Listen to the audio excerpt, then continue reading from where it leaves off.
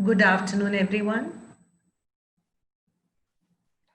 I'm Vani Vasudevan, Director, Orient BlackSwan.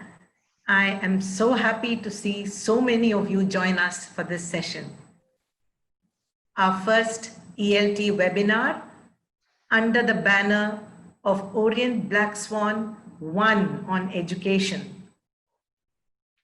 As many of you are aware, Orient BlackSwan has been synonymous with the finest ELT content, innovation, and teacher support ever since Gulmohar began to enrich millions of children across the country in the late 1970s.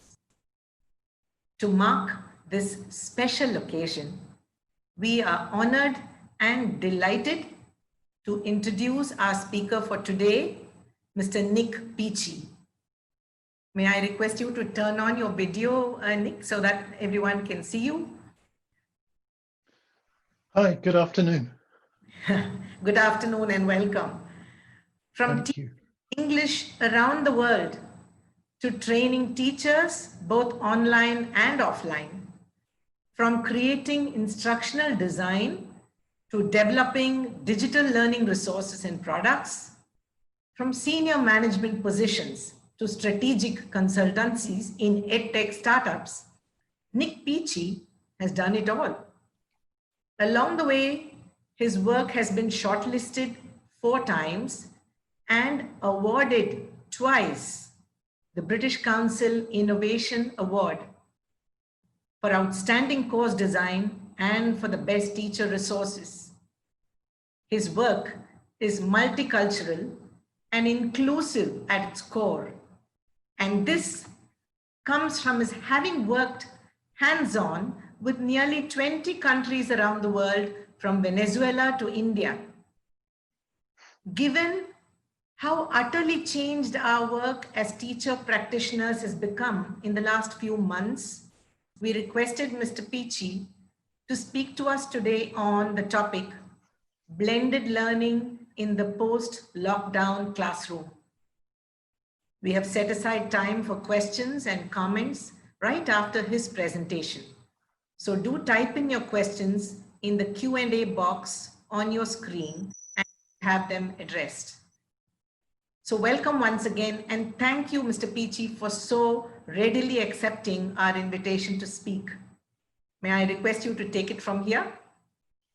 Okay, thank you. Thank you very much for inviting me. Thank you, Annie, and thank you for the introduction as well.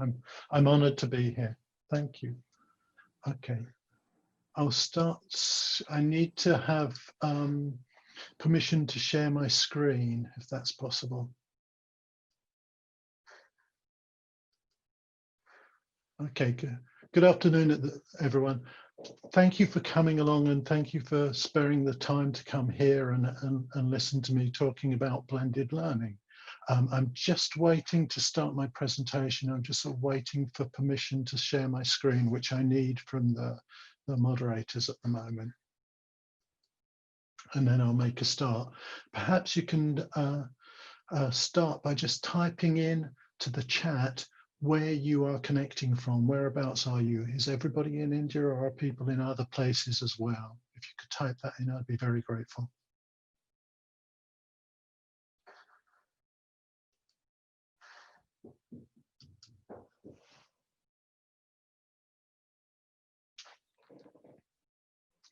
And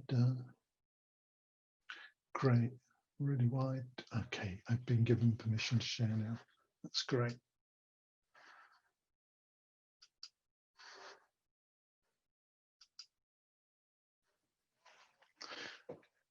Okay, thank you.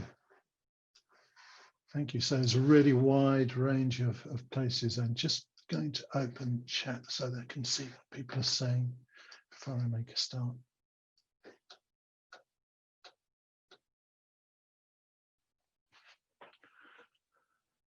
Okay, great. So this session will be on blended learning in the post-lockdown classroom.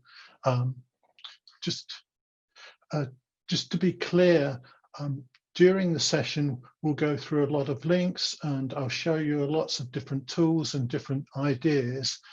at the end of the session, you can have a link to the complete slides and presentation here. So don't worry too much if you're not keeping up with the links and finding the links. You can have a link to the presentation, and all the slides will be exactly as I show you here. So you can have that at the end.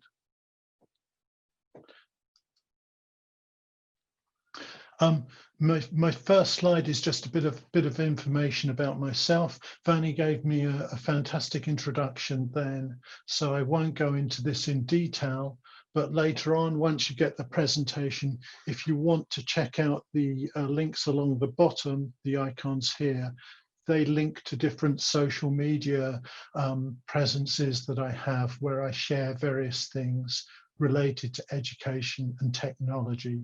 So if you want to check up on some more resources and learn a little bit more about the kinds of things that I do, you can find lots more free resources by following those links.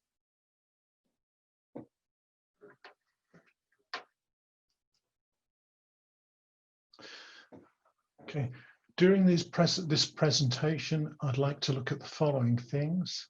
I'd like to start off by looking at what blended learning is and how it's structured.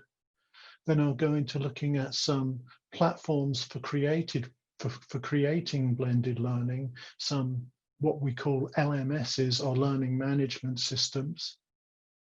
I'll look at some tools for creating blended learning, different tools for creating interactive activities or audio and things like that.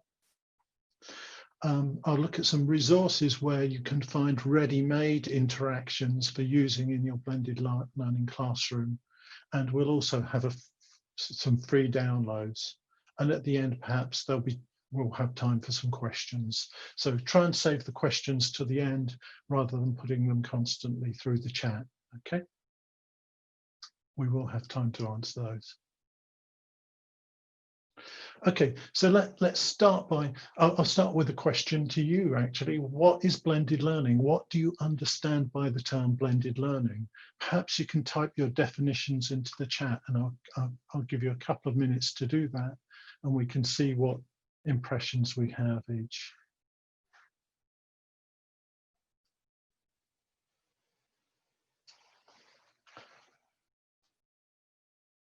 So that's a quick question. What do you understand by blended learning?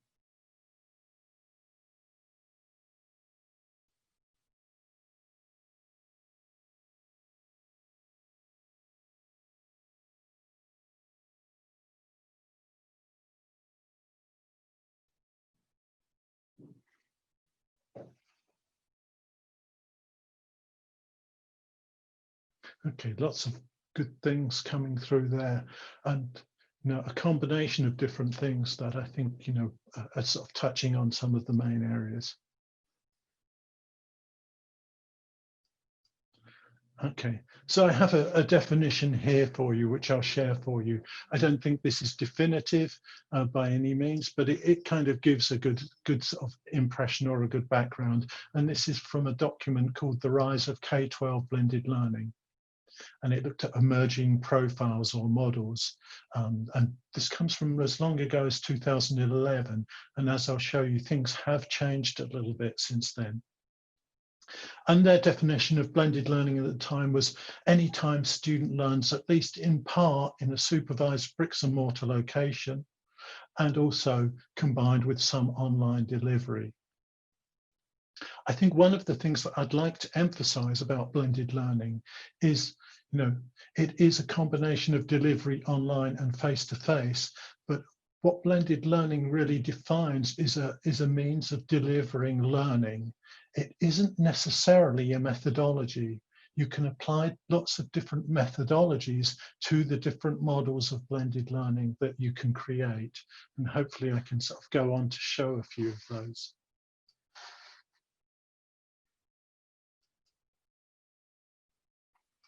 Okay, there are some very kind of, I'll look first at a couple of the traditional models of blended learning. I'm having trouble with my chat getting it in a comfortable place. So some of the traditional models of blended learning, the first one and probably the most common one is the supplemental model. And in this model, courses are structured. So if you look along the bottom here, the core course content is delivered face-to-face. So you've got students going into the physical classroom face-to-face where most of their learning occurs. So they're being given grammar instructions, if it's an English language class, grammar instructions, vocabulary, and those kinds of things. So each lesson, they have sort of those kinds of things in the face-to-face classroom. But it's been created as blended learning because, as well as that, after each lesson, they're given some kind of supplementary work to do online, and that's their kind of their blended element. So they'll have a face-to-face classroom where the core content is, and some form of online homework, which reinforces what they've been learning in the classroom. And that's a very sort of traditional supplemental model, and probably the first model that most teachers start doing when they start introducing blended learning. Perhaps if you've done something similar to this, you could type in a yes or a no, whether you've done something similar to this in your own classes.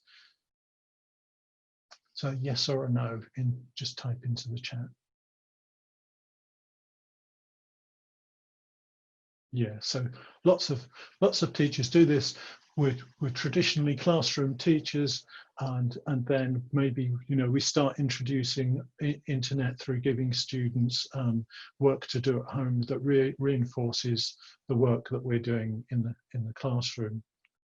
That work at home is usually what we call asynchronous, so it doesn't happen in real time, and most of the time students will be doing that alone, with their computer or perhaps through forums as well, if there's some kind of asynchronous interaction. And there's absolutely nothing wrong with that. That's a fine model and a good approach to breaking down learning, and a great way to start blending your learning. Another of the traditional models, more traditional blended learning models, is what's called the replacement model, or sometimes more recently this has become referred to as the flipped learning model. And here we kind of have a reversal. As you can see, it's like we've turned the classroom up, that other traditional model, upside down. And we now have, our core course content, which is delivered online. So things like grammar instruction, perhaps reading activities, vocabulary learning, which students do by themselves in the online classroom. And then in the physical classroom, they come along and practice the kind of things that they've been learning about, and the grammar structures that they've been learning and the vocabulary that they've been learning. They practice those in the physical classroom, doing group work or pair work.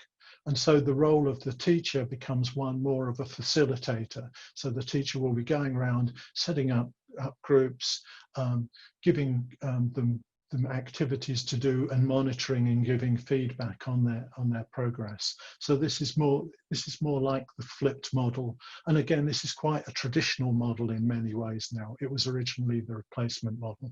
And again, I'll show you just the contrast. So we have our first model, which was supplemental model, students in the face-to-face classroom with the homework to do online. And then this became flipped, or what was also known as the replacement model, with the core course content online, students studying, then coming to class and doing practice. It could also be the other way around. They could be doing the practice and then going online to sort of consolidate that as well. And often the online activities, again, would be asynchronous. Students would do them on their own, come on into class and learn them and practice them with other students.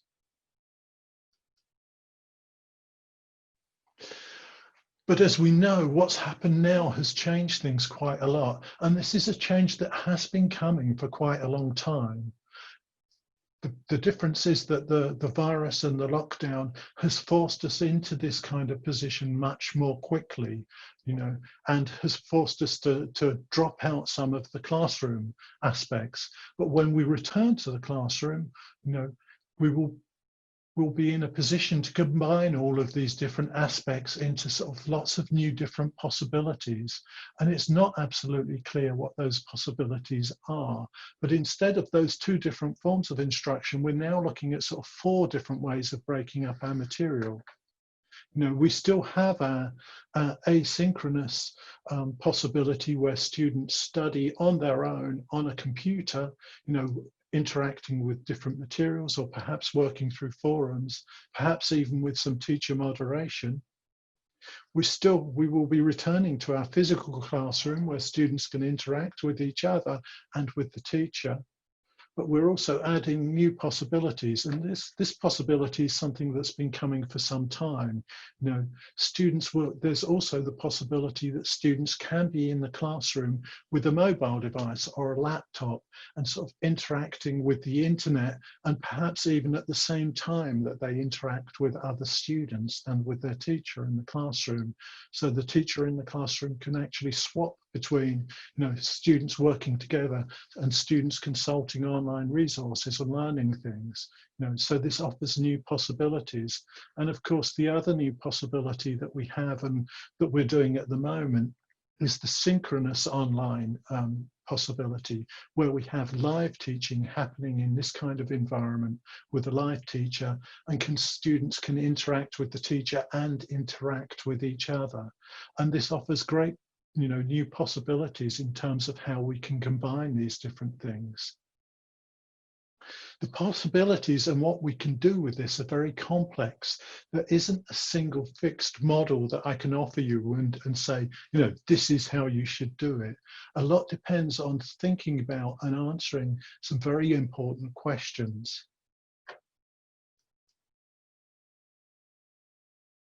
And here are some of those key questions that you need to think about when you're going back to your physical classroom in deciding what the blend of learning should be for you. First question, which learning content is best suited to each medium of delivery? You know, are reading activities, is it better for students to do reading activities alone online, or is it better for them to do it in the classroom? You know, if they're learning vocabulary, is it better for them to do it again? Is it better for them to do it online using interactive activities and then go into a classroom to practice it in a speaking way? So we need to think about the content and how it works best, which environment is best suited for it. Listening activities, for example, should we be doing those in a remote classroom like this? Should it be the physical classroom, or does it have to be online? You know, there are lots of different possibilities. The next question, which skills can best be developed using each medium? You know, is this remote classroom a good medium for developing speaking skills? You know, there are certainly things that students can learn about speaking and ways that they can learn about speaking in some ways that they can't do in the physical classroom. You know, the fact that you're able to see yourself when you're speaking on the camera, as I am now, you know, can help you learn a lot about how you use your body language and how you communicate, you know, physically and using gestures. And those things are important for students to learn as they learn how to communicate, because we know that communication isn't just about the words that you're saying. It's also about how you use your body, your gestures, your facial expressions. There are even elements of proximity involved. When they come closer, you know, this gives a different impression to someone than when I'm standing further back. You know, these elements of communication that we need to develop. So we need to think carefully about, you know, the different skills students need and where they can best develop them. Is it online? Is it asynchronously? Is it in the physical classroom? We need to think about what parts need to be synchronous as opposed to asynchronous.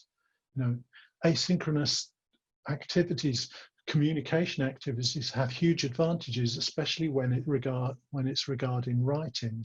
You know, it gives some students a lot more time to think, and, you know, and perhaps thinking about things and writing them and preparing them before they go to speaking activities is important. So perhaps they could be done online. But we need to also develop asynchronous skills. and the ability to speak and respond very quickly. So we need to think about those elements. Other more practical considerations are what human resources do we have for content creation and adaptation. Publishers have been very slow to produce materials that are suitable for this kind of environment, this remote environment, and also blended learning, or that combine these different sort of types of learning. So it could be that we have to create materials ourselves, and we have limited resources for that. Maybe some of you are already involved in the production of materials. It's quite a complex task to try and create materials for these different kinds of environments. The next question, we need to also think about how much teacher time do we have and how can it best be used? Is the teacher time best used only in the classroom, or do we need teacher time for the remote classroom as well? But do we also need teacher time for the asynchronous classroom, so that teachers are monitoring and observing what's happening between, perhaps in text-based forums or things like that? We need to be careful about how we use our teacher time. Teachers aren't an infinite resource. They're a finite resource. We only have a limited amount of our time. We need to think carefully about how it's best used.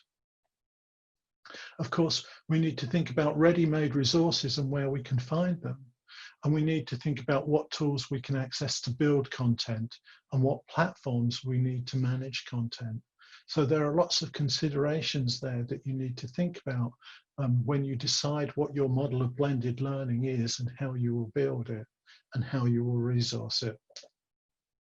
So those for me are some of the key questions. I'll give you a quick break from listening to me now. And what I'd like to do is share a lesson with you. This is a blended learning lesson plan that I wrote and developed, and it includes sort of blended materials. So it's usually something that I sell. You can download it for free.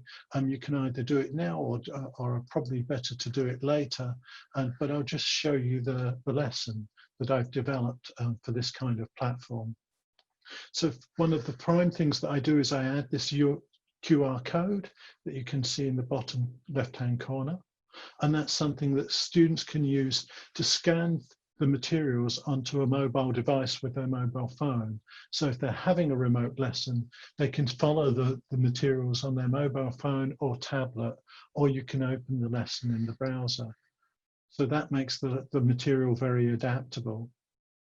I have an index so the teacher can jump around and look at different parts of the material. Vocabulary brainstorming activities, so students start off by brainstorming vocabulary together. I add images which have vocabulary attached to them, so students can use that for discussion tasks, and these are very easy to use in the remote classroom.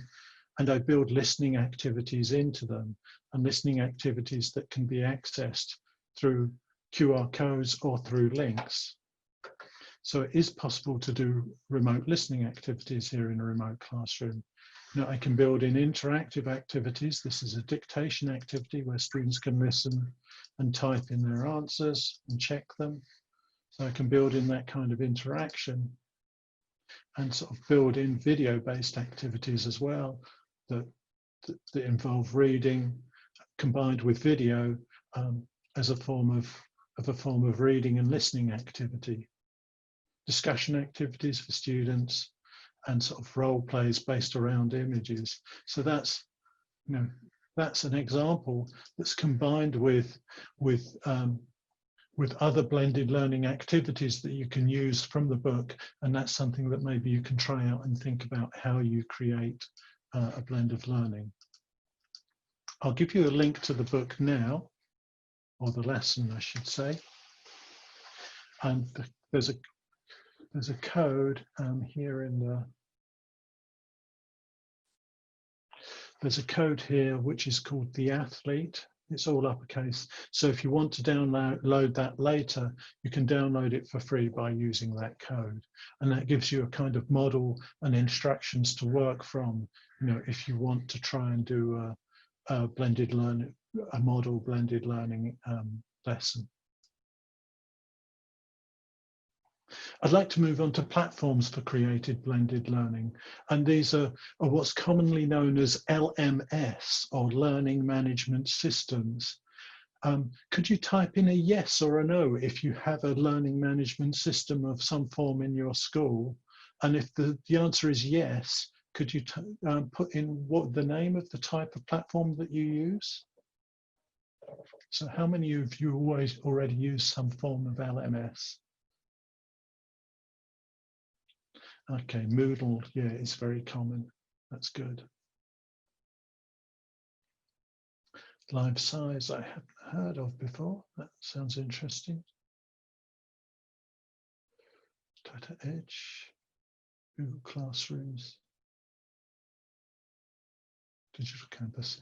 Okay, lots of different ones, and lots of people also who don't use one already. So I'll just suggest, I can suggest a few that you can get access to, or 3 different ways of forms of LMS that you can find a free one from. This is a site which allows you to set up a free Moodle. Moodle is one of the most popular and complete, I think, learning management systems that's been designed. It's been around for quite some time. It's what's called open source, so it's been developed by a number of different people. It's free, and it's a great way to create multiple online courses. It's very good because it tracks student interaction and attainment.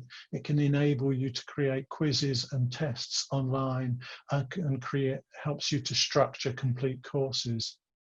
It's also very, very good because it includes a range of plugins, and plugins are additional pieces of software that can help you build different types of learning. And there's even a remote classroom for Moodle called Big Blue Button that's a little like Zoom and can allow you to do these kinds of online lessons.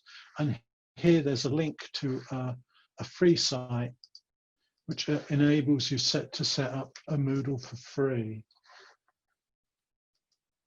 This site does contain advertising, but for a very low fee, you can get the advertising removed. So if you're looking for a cheap Moodle solution for your school, you know, or just somewhere to learn more about Moodle, it's a great place to set up your own site and learn how to use it and explore the functionality. Another LMS that's quite new and is becoming very popular is one called Ology. And again, this is free, especially at the moment. And particularly if you're working with younger learners, it's a great LMS to use with them. It enables you to create and manage courses with multiple teachers and multiple students, divide students into classes, and track their interaction and learning with content. It's much easier to learn how to use than something like Moodle, which is quite complex and involved to learn. So it might be a good place to start, but it doesn't have the range of features and customization that Moodle would have. So if you're looking for something advanced, then maybe it's better to go for Moodle. But Schoology is a very good and trusted solution. And I can type a link to that there. Don't worry too much about the links. I'll share them with you now, but you can get all of the links from the presentation at the end. Could I request you to speak a little louder? I think we've had some feedback that they're not able to hear you very well. Yeah, thank you. Okay. Thank you. So the next one is EduBlogs, and this is a way to set up a free WordPress site. So you can have a free site on WordPress. Although the name is EduBlogs, that doesn't mean it can only be used for blogs. You know, it can also be used for creating a complete LMS and building courses. So again, this is a very effective way to actually build courses. Again, it takes a little more expertise than something like Schoolology, but it is a very effective means of doing this. And one that can enable you to build very flexible and adaptive learning platforms. So those are 3 examples of LMS.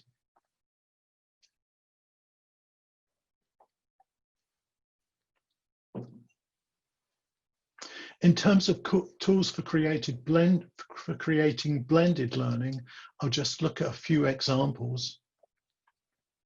This is something that you can use, which is very, very simple to use. It's free, easy to use, and it's a way of creating, a digital piece of learning. And it's something called Telegraph. And I'll show you how easy it is to use. You open it and you type in the title of your worksheet.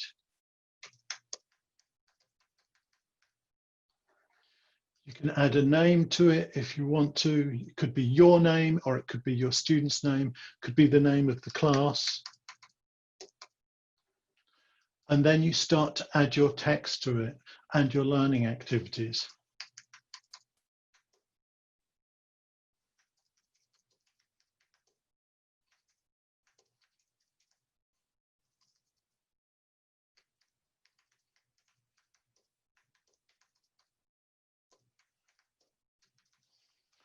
Again, if you want to add images to it, you can either add images or embed videos just by clicking on here and pasting in a code. And so that can make your worksheet into something that's multimedia as well. And when you're finished, you just click on publish, as I've done there, and you have your worksheet is already online, and you can just share it by adding the URL. You're sharing it with your students through the chat room, or you can share that during the class, or whenever you want to deliver the learning to your students. So that's there and that's ready for you to use. A very simple and quick way of creating some form of learning and making it very kind of decorative. Excuse me for one moment. And that's something called Telegraph. If you want to change it, you can just click on edit, and then you can add something else. You could add an image if you want to.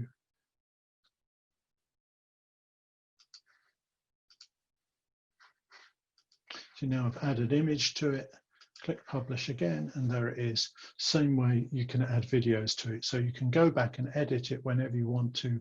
It's very simple to use and a very simple way of creating some digital learning. Especially useful if you don't have that LMS.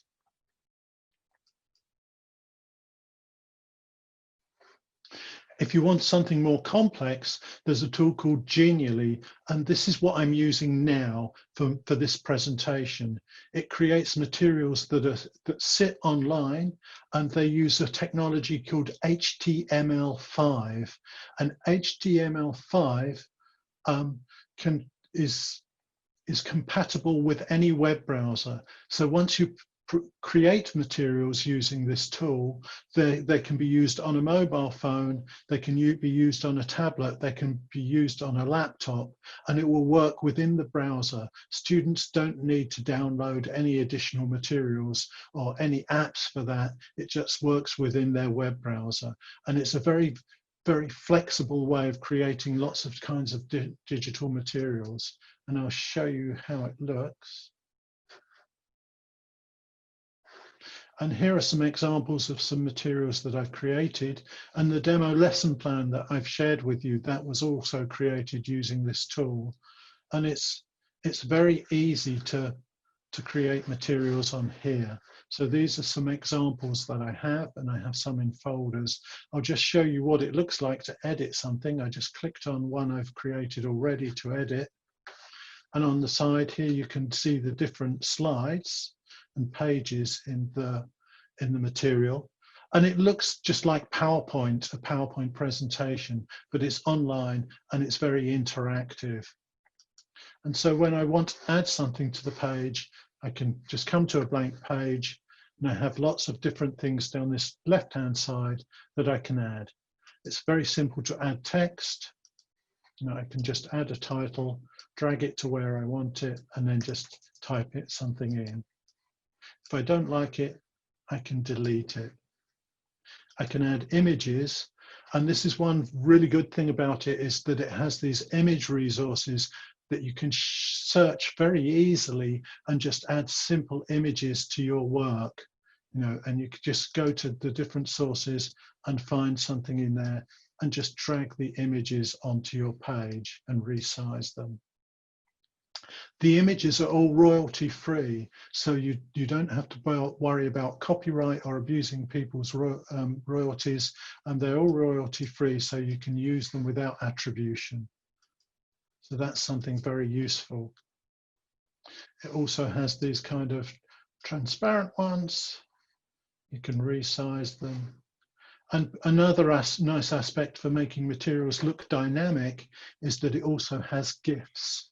And so these kind of dynamic type of moving images. And you can sort of resize those and create something with them together.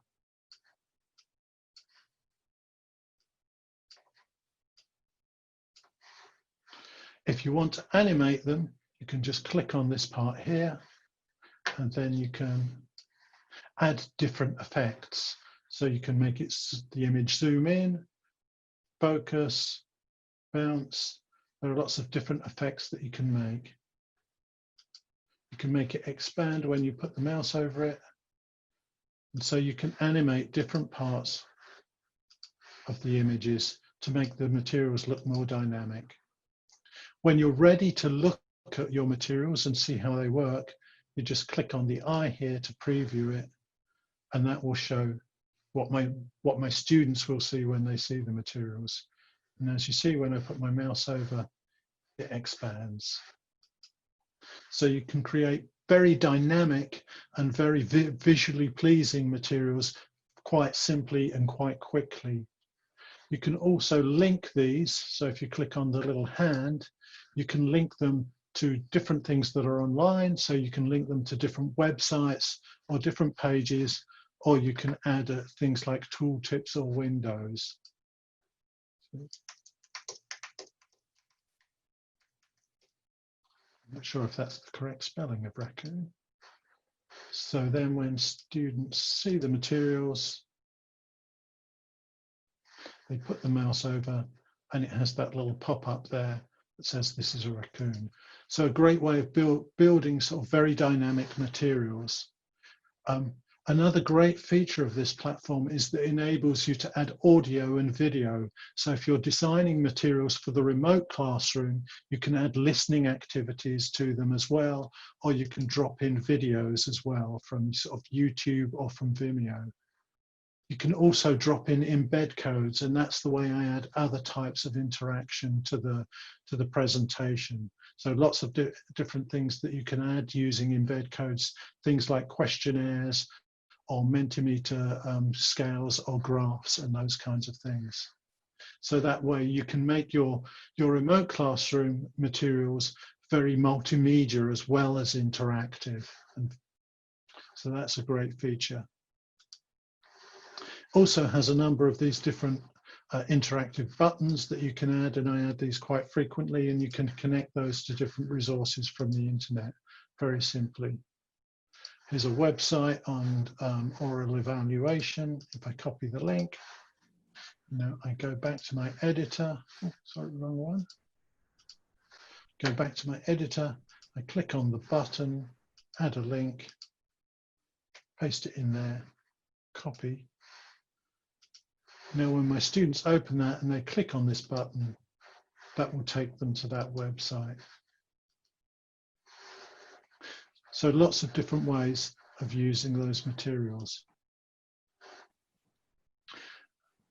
Nik? It's also worth checking out. Sorry to interrupt, but you know, volume, again, there is feedback about the volume level. Okay, I'm trying to turn it up on the computer. Yeah, turn it up a little more, please. Yeah. Let's see, more remote control.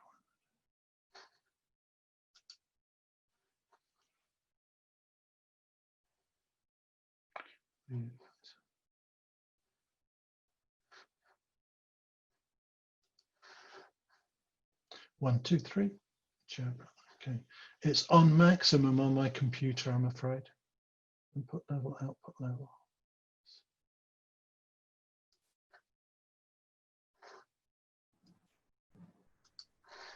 Okay, so this is where you can find inspiration, and you can do this. You know, if you come to this part, you can find examples that other teachers have created. So this is a very useful tool for looking at and finding and taking materials from other teachers that they've created that you can either use just as they are, or you can adapt them with your own content. Yeah, I think a lot of the volume problems are actually local. If you turn up the volume on your own device, then you're more likely to be able to hear. It isn't just a matter of the volume that I have, I'm afraid. Okay, so that's Genially, and that's a device for, sorry, that one shouldn't be there. Let's get back to my, so that's Genially. It's a great tool for creating visually rich interactive content. The content works in the browser on any platform, and it's ideal for creating remote lessons for this kind of classroom.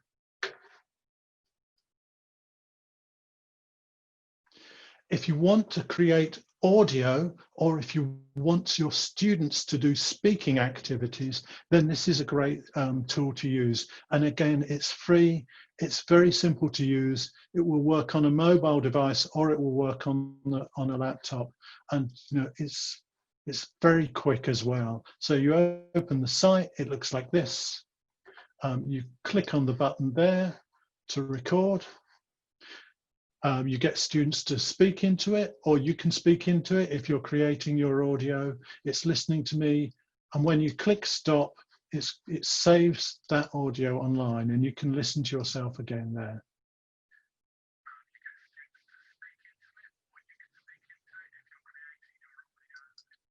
Okay, and once you've done that, it's saved online, and you can either copy the link and save it with your and share it with your students, as I'm doing now through the chat, or you can get an embed code. And again, as I said with Genially, you can embed this audio then into your Genially presentation, or into a web page in Moodle, or wherever you want your students to listen to it, or even bring it into class. Or you can get a QR code so that students can scan that onto their mobile device.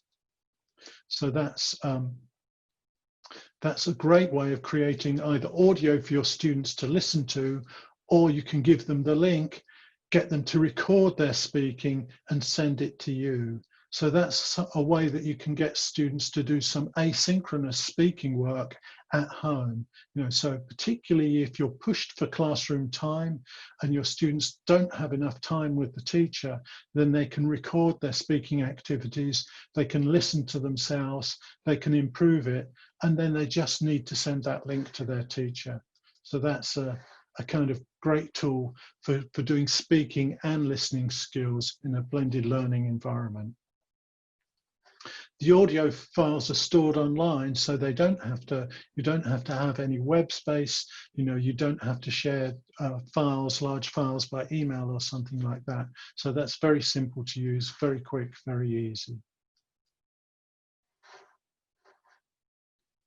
Something that's more complex, but very useful, particularly if you have a Moodle site or a WordPress site, because then it's free, is this tool called H5P. And I create a lot of the activities in my own work using this platform. And it enables you to create a really large range of different interaction types. There are the very common ones that we're familiar with, like filling in the blanks activities, where you can create an activity where you have to, students have to type in and they get feedback. You can create drag and drop activities. There are image sequencing activities where students drag and drop images into correct sequences. There are even quite nice interactive video activities as well, where you can use a video and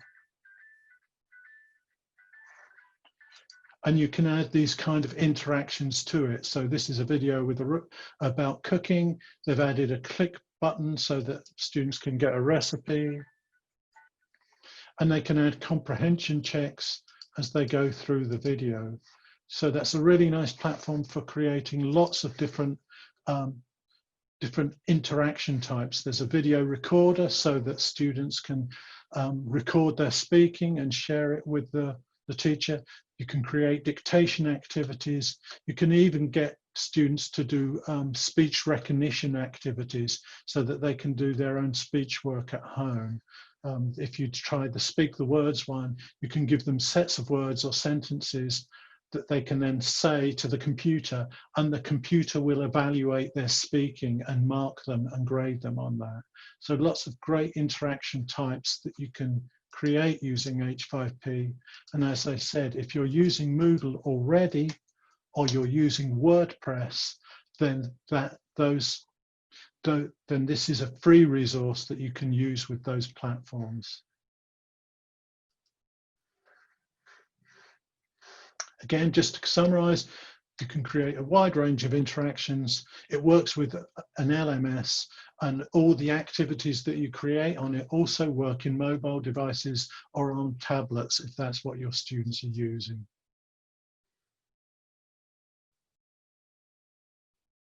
Okay.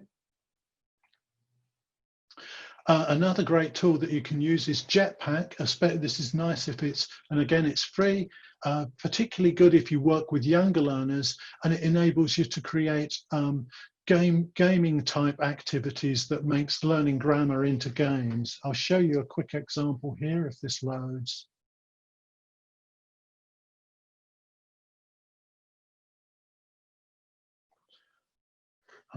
Here's a sample activity. Students listen. So they put the correct word in each sentence. Okay. So, and they get it right if they get it right.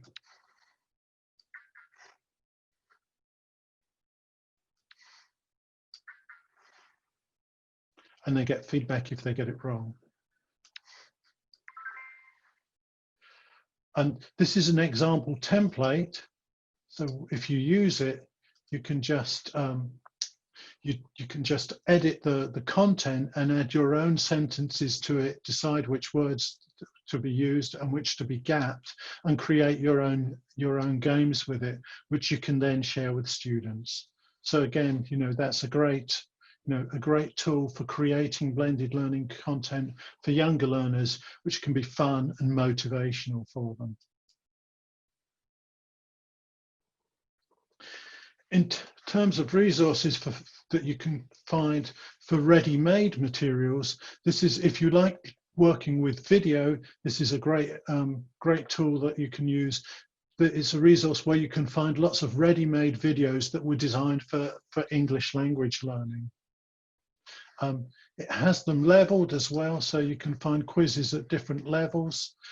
If you put the mouse over there, you can see beginner level, low intermediate, intermediate level, and you can find these ready-made interactive quizzes for students that involve video and audio. So that's Where's Grandpa? Let's see if it will open.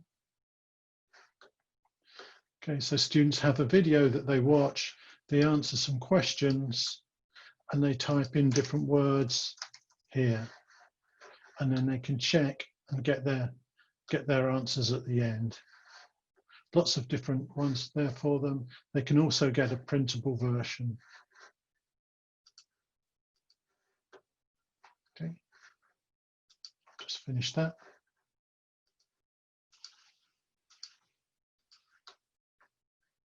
And then you can click see how you did, and they can get some feedback. I got 33% right.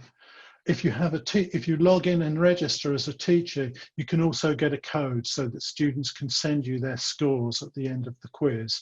So a great place for finding quizzes that you can share with your students based around sort of watching videos, and a great way to sort of get them to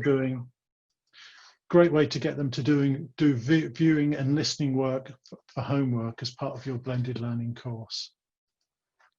There's a link here which goes to the site as well.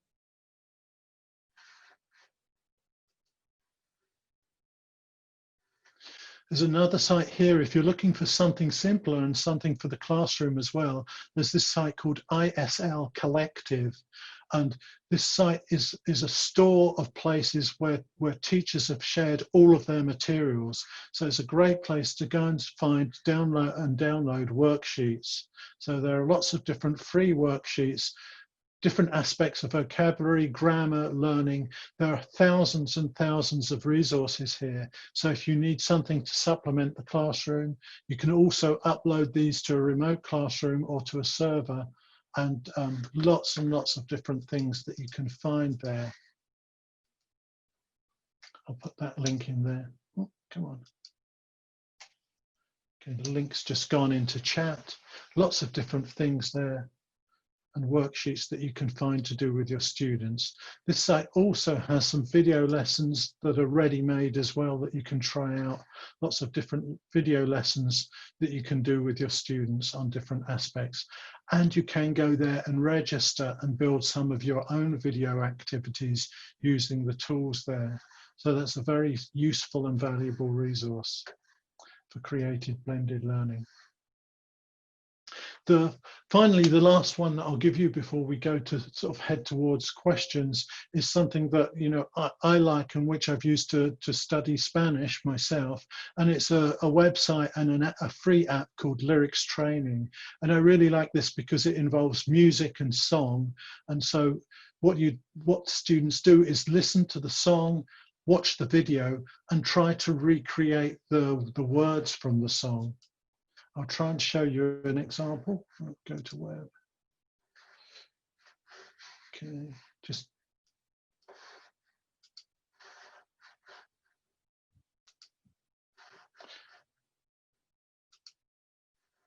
Okay, so here's the song and the video that I want to listen to. I click on play, click start the game, and I see the lyrics below there. So I can listen to the song and type in the missing lyrics. You can do it at different levels, so you can have an advanced level where it becomes a complete dictation and students have to type in all of the words, or you can do it at beginner level where they just have 1 or 2 words from each line that have been taken out that they then type in. It's great because it's very motivational for students. Lots of students like listening to songs, and for some students, that's their first way into enjoying English. It's gamified, they get a score, and particularly on the mobile device for which it's free, it works really, really well. So that's a great thing that you can try with your students. Choose a song for them, get them to listen to it at home, really develops their listening skills, and then come to the physical classroom and look at what the lyrics of the song mean and deal with some of the vocabulary and get grammar elements of that song.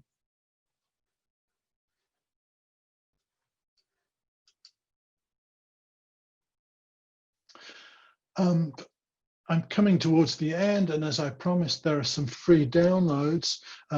There's a short booklet that I've created, which is an excerpt from my book on digital video, and it has 2 chapters in it. It has a chapter on sort of blended learning and using task-based learning and CLIL with video, and lots of ideas for using different video. And you can download that book for free. I'll just give you the link, but you can pick the link up again later. So you can download the book for free. That's what it looks like. When you come here to download it, click on Buy Now, and it will look like this. Add your email address and your first and last name. And then where it says Add Coupon, type in Orient. and I haven't spelt it correctly, Orient, all capital letters. And when you click on add coupon, it will reduce the price to nothing. And then you just add your first and last name, and it will send you a copy. Click on here for send me product updates, and you'll also get free updates when the book is updated. So that's a free book with lots of the materials and background to it, to blended learning and to using video particularly, that you can download later. If you want to keep in touch with the various things I do, you can click here. This will show you my a site where I collect different tools for teachers and learners. I also produce an educational and ELT newsletter, which is free. If you click here, you can subscribe. You can see my blog, my publications, or if you want to follow me on Twitter or Facebook, just click on here and it will open those and you can follow. The last thing I'll do is I'll copy the link here to this presentation, so you can get the whole of the presentation exactly as you've seen it just by clicking on the link. You don't need to save it. It stays online all the time. You can use it whenever you want to and access it whenever you want to. So that's, thank you very much for listening. I hope you find the resources useful and that you can use them and they help you to create blended learning. And I'll stay online now for 10 or 15 minutes and answer any questions, or try to answer any questions that you might want to add. Yes. Thank you, Nik. That was an amazing session, so richly informative, and took us through the current models of blended learning, how blended learning itself has had to adapt to a different paradigm that we are in now, and for the wealth of resources that you have shared with our teachers. That is incredibly generous and so practical and useful. And I think they have plenty of questions. So I'm going to request my colleague, Sudha Satish, Senior Vice President, School Publishing, Head of our Publishing Division, to anchor the question and answer sessions. Okay, thank you very much. Thank you very much. Over to you, Sudha. Yeah. Hi, Sudha. Hi, thank you, Vani. And thank you, Mr. Peachey, for an interesting session. The tools, tips, and activities that you've shared are going to be so useful in today's environment, when the teaching learning process has actually changed, and changed dramatically, almost overnight, I will say, with students attending classes from home. So although there is a lot of uncertainty these days, one thing is certain. Blended learning is here to stay.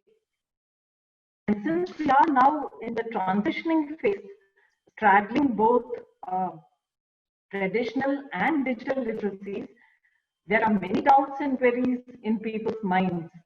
Many teachers have already written to us with questions, and I'll try and take up as many questions as I can in the time that we have. So shall we get started? Sure, let's start, by all means. Okay, the first question is from Daniel Alexander Dawes of Crescent English High School, Dubai. You did touch upon this topic briefly, but I think many teachers would like to have a more detailed answer to this. How many hours of asynchronized learning is ideal for students in primary school? Also, we have another question. How much of teacher talk can children handle in an online session? How much is too much? Yeah, I think this is a really complex question, and it's probably the most common question I get asked is, either what is the percentage between classroom learning and online learning, or how many hours of this should we have as opposed to how many hours of that. It's a really difficult question to answer unless you know your students. I think particularly for younger learners, they're going to need more time in the physical classroom, more time with the teacher. and the amount of learning should be less. But a lot depends on how much, how much time you have to begin with, and and their ages as they get older changed quite a lot. I have a 5-year-old daughter, and for me, I don't think there's any amount of time that she would spend in a remote classroom like this. I don't think she's patient enough. She will do lots of things on her own on the iPad or on the computer, and she's happy to spend even as long as an hour doing them on her own, but she can't interact in this kind of environment. But that changes as students get older. So it's really difficult to give advice on that without really knowing the students, knowing how old they are, what they're like, and knowing what the content is they have to learn. That's true. I think right now we don't know what the new normal is going to be. In some cases, I think they're having classes from 9 to 4, almost completely online, like a regular school. And teachers especially are finding it very, very difficult to keep the younger learners engaged throughout. So yeah, I think we'll just have to wait and see how all this pans out. So the next question, sorry. Yeah, next question. Okay. The next question is regarding assessments. Even here we have many teachers writing in regarding assessments. I got one from Ms. Swati of KIITS Bhubaneswar, who asks, when we are taking objective tests online, it's quite convenient and easy. But when it comes to taking subjective tests, we find it difficult to collate the responses from students and assess their work. Please suggest an easy way to handle subjective tests. There are 2 more questions on this. I think I'll club them together. We have Mr. Arik Swami of Matoma Gamma Jyoti School, Jabalpur, writing. Could you suggest some online evaluation tools that can be used in class? And similarly, we have Mr. Kumar, who's just written in the chat box here, saying that, if you can let us know how summative assessments can be done in the remote learning mode and what evaluation tools we can use. Yeah, those are lots of quite big questions. I think qualitative assessment is one of the most difficult things for the teachers' lives and one of the most time-consuming ones. We spend a lot of time evaluating students speaking and writing, and that can be really challenging in terms of our time. There are some tools that we can use to help with that. I'll share a link to something that helps with spoken assessment. I'm just putting a link into the chat now. This is a website called Extempore, where we can set up speaking activities for students and evaluate them, more easily. There is also the site that I recommended earlier.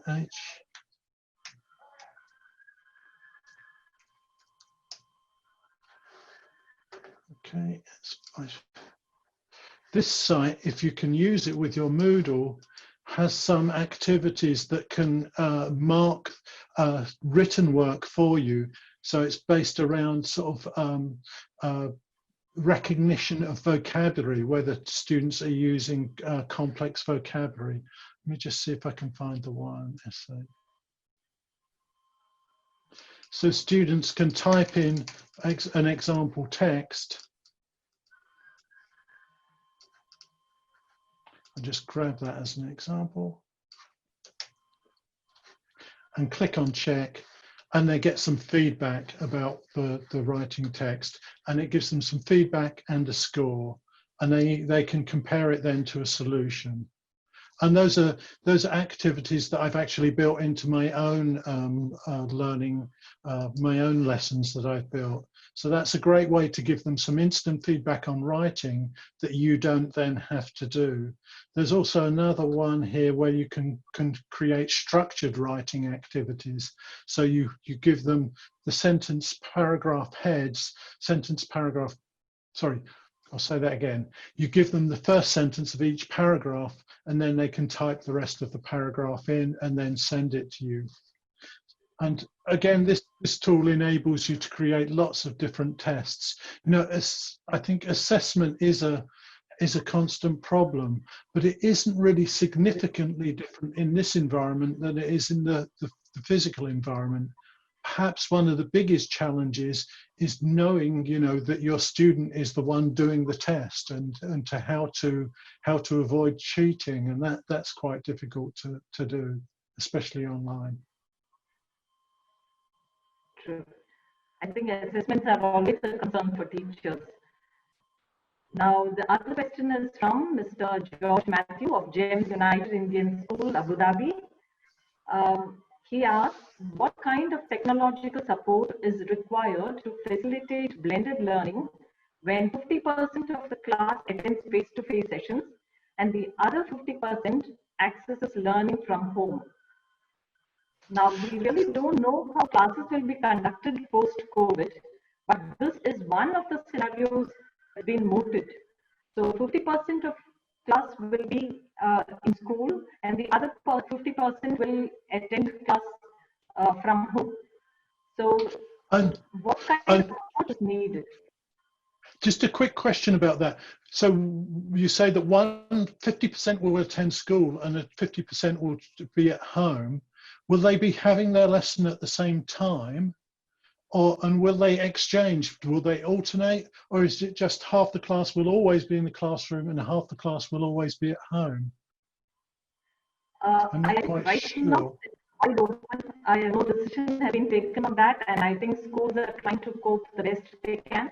But there has been talk that 40% attending sessions from home and school, maybe simultaneously, that will be possible. But they would alternate. They would alternate. Yeah, so if they're alternating, it's not such a problem. You know, you can build your blended learning asynchronous materials that they do at home. You know, you could, if for example, you use Genially, which is the technology that I've used to create this presentation, that will work equally well in a remote classroom or online, or in this kind of, or in the physical classroom. You can use this technology in the physical classroom if you have a projector in your class as well, or, you know, students can access it through their mobile phones or mobile devices. So there are technologies that you can use to do that. Yeah, that isn't such a problem. And Genially is a very good one. Okay. And I think many teachers have been writing into the chat box here, I can see that, saying, will this almost be the norm from now on? How long will this, you know, teaching long distance, how long will that happen? And will that become the new norm? I think, you know, I think it's going to be an aspect of the new normal indefinitely from now on. You know, I think lots of people have seen that this is a powerful tool. If it's done well, you can deliver learning through this remote platform. And so I think it's something that will continue to be used, you know, particularly sort of, I think, for private kind of language schools, or for you know, private tutoring, students learning English. You know, there are a lot of advantages to learning in this kind of environment as well. You know, you don't have to go to school, you don't have to find somewhere to park your car to drop your children off. There are some advantages as well. You know, it's not just all a downside, especially as we get better at doing it, and especially as the technology gets better as well, which it is all the time. Okay. One of the disadvantages, I think many teachers have brought this up. One teacher from Guwahati writes, a lot of discussion used to happen in my classroom, and the weak students benefited from that. I somehow feel that this screen interaction will diminish discussion and interaction among my students. Any advice on how I can still make room for discussion through a simple blended approach? There's one more question from Antoine from Hyderabad. It's on similar lines, so I just club them together. When I teach online, what approach can I take to make sure that I'm bringing each child along? I feel that a child who is not yet confident in a subject tends to hesitate to share a point of view, ask or answer a question. I've noticed that this hesitation is amplified in online classes. This is a cause of concern. So, will the effective aspects of learning be compromised in online classes, Mr. Peachey? I think, the first question about discussion and making sure that students still have room for discussion really is very important, that you have a platform and you learn how to use the breakout rooms. If you can put students into breakout rooms, you can divide them into groups in the breakout rooms where they can still have discussion together in groups. And it works much more easily in breakout rooms than it would in a huge, classroom like we have at the moment with hundreds of people in. So using breakout rooms is key to getting those discussions going and making sure that you go around and visit all of your breakout rooms and you're monitoring and giving feedback. In terms of the other question, which is more about the kind of the students' ability to relate to each other and sort of interact in this environment, I think it is different from being face-to-face, but we can still, have elements of face-to-face here. We still can see each other. We can help students to use their webcam correctly so that they can see each other and communicate with each other well. And this is a kind of communication that will be very valuable for them later on in their work. It's not just education that has shifted to using remote tools like Zoom. Large amounts of businesses, companies, government offices are now using this kind of platform, and students need to be able to sort of use this platform as part of their future kind of job skills, if you like. It's part of their future employability, and learning to communicate well, use the camera well, get familiar with how to use it, and I think that's an important skill for students to learn. Yes, that's true. Another very relevant question. I think the answer to this one, I'm really interested to know too. What would you identify as the one big adjustment that a teacher will have to make moving from traditional to blended approach post-COVID? I think if I had to pick one thing, it would be this. It would be the ability to communicate and to build relationships with your students just using this tiny camera that we have on the top of our computer.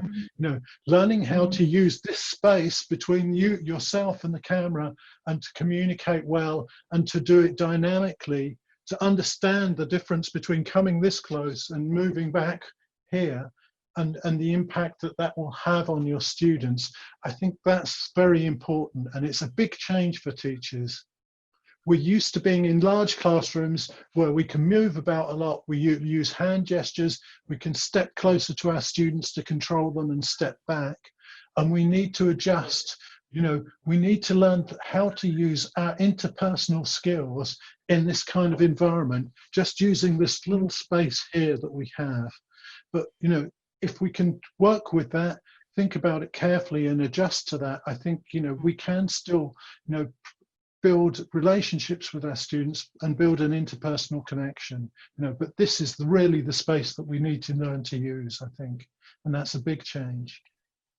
Yeah, I think especially if teachers are used to face-to-face teaching, they do find teaching through a screen a little limiting.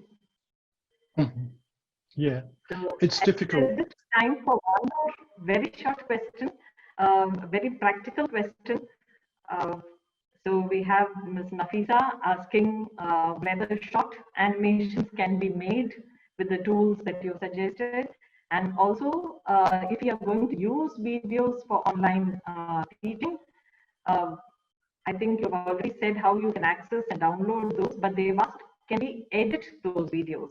If some are very long and we just need a clip, can we edit those videos? Let me just find a very, okay. There's a very useful free editing tool here called Catwing. And it allows you to do lots of different types of video editing tasks. You can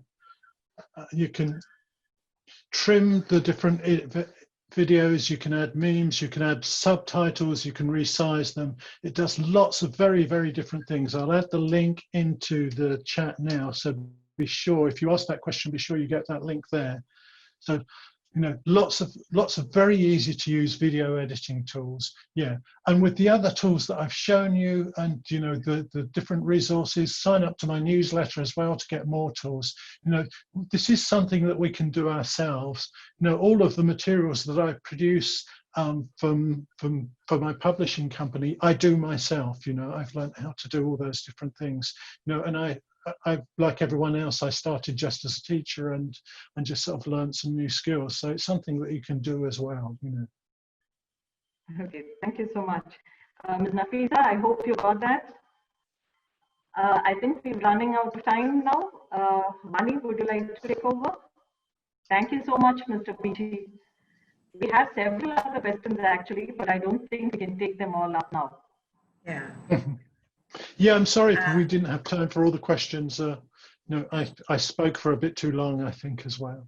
No, not at all. In fact, you thank you, Sudha. I think between the two of you, you ensured that very wide, you know, very big cross section of doubts and questions have been addressed in such a short time. I mean, we have a severe time constraint. Actually speaking, we ought to bring Nik Peachey back to our teachers for a more extended session, which I'm sure they will welcome.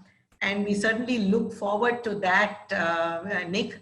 It has been wonderful having you talk to our teachers and give them such a wealth of resources, like I said, and ideas about how to engage children in this new paradigm that we're all, you know, facing into. Thank you so much, everyone. And before you sign off, I would like to remind you that Nik Peachey has put together a rich 54-page resource, as he mentioned in his presentation, exclusively for the participants of this webinar. And it's a manual on digital video for blended learning with excellent activities on how to use videos as resources for comprehension. And the link to this is now active on our teachers portal, Orient BlackSwan teachers portal. And you can follow the simple steps that he outlined to download the resource for free. So thank you all once again on behalf of Orient BlackSwan 1 on education. Okay, thank you very much. Thank you everyone for coming along. Thank you, Vani, for inviting me. It's been a great honor and a great pleasure to speak with you. No, if I could just say one last thing, you know, I would say that, you know, the virus, what's happened is an awful, awful thing. But I think for education, there is something very positive that we can bring out of this. We've all been forced to evaluate what we do, to think again about what we do. And I think, you know, the end result in terms of education will be something very positive. So good luck to you all, and please enjoy this part of the process at least. Thank you very much again. Thank you so much. Thank you so much.